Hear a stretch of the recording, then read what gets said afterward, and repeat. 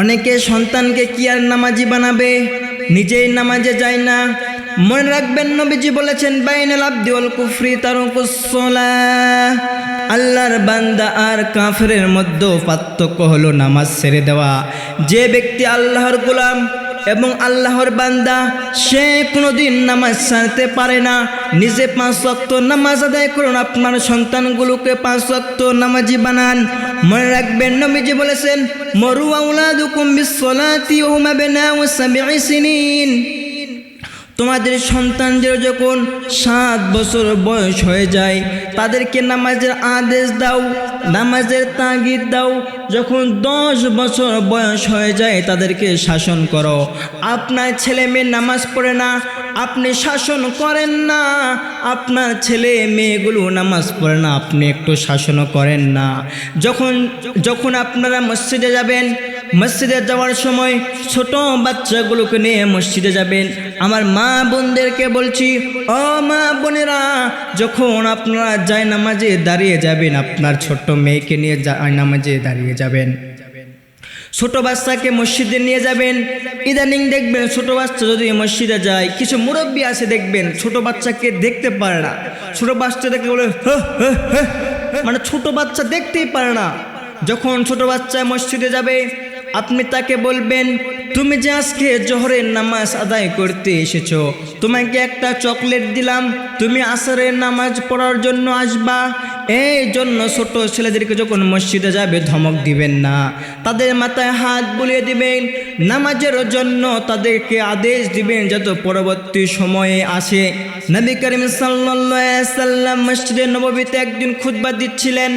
খুতবা দেওয়ার সময় হাসান আর হোসাইন সেই কাতার দিয়ে দৌড়াদৌড়ি করতেছিলেন। রাসূল করিম সাল্লাল্লাহু আলাইহি সাল্লাম বিরক্ত হলেন না, রাগ করলেন না, ধমক দিলেন না।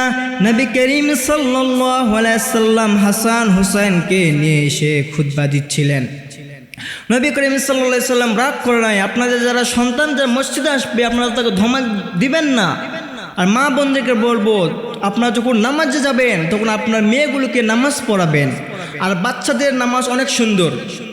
বলবেন কেমনে সুন্দর?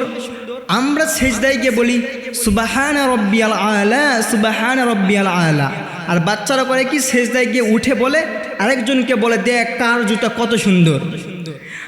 আমরা রুকুতে গিয়ে বলি সুবহানা রাব্বিয়াল আযীম, সুবহানা রাব্বিয়াল আযীম। আর ছোট বাচ্চা সাহেব বলে কি, মসজিদের সভাপতি সাহেবের বাড়িতে নাকি বড়ে পাকছে, চল গিয়ে ঢেল মারি। মানে নামাজের মধ্যেও বড়ই চুরি মিটিং করতে দেন। এরকম করতে করতে এমন একটা সময় আসবে, দেখবেন সে আপনার মতো সে নামাজি হয়ে যাবে। এই জন্য ছোট বাচ্চারা যখন মসজিদে যাবে, তখন আপনারা ধমক দিবেন না, রাগ করবেন না। আমার নবী রাসূল করিম সাল্লাল্লাহু আলাইহি সাল্লাম রাগ করতেন না, ধমক দিতেন না। এই জন্য আমরা সকলে 5 ওয়াক্ত নামাজ আদায় করব এবং আমার সন্তানগুলোকেও নামাজি বানাবো। সালাত কায়েম করো, সালাত কায়েম করো, হবে সম্মানী তুমি, হবে জান্নাতি তুমি, দেবে কাল হাসরে শীতল ছায়া আরশে আজিম। রব্বি আল আলা, রব্বি আল আজিম। মুমিন তুমি, সালাত তোমার মস্ত পরিচয়, দুনিয়া তোমার আজকে আছে কালকে হবে লয়। মুমিন তুমি, সালাত তোমার মস্ত পরিচয়, দুনিয়া তোমার আজকে আছে কালকে হবে লয়। আজকে রুকু সেজদা করো, নিষ্পরিচয় আঁকড়ে ধরো, তবেই তো মুমিন। সালাত তোমার অঙ্গে মাখো, সঙ্গে রাখো, হবে না বিলীন।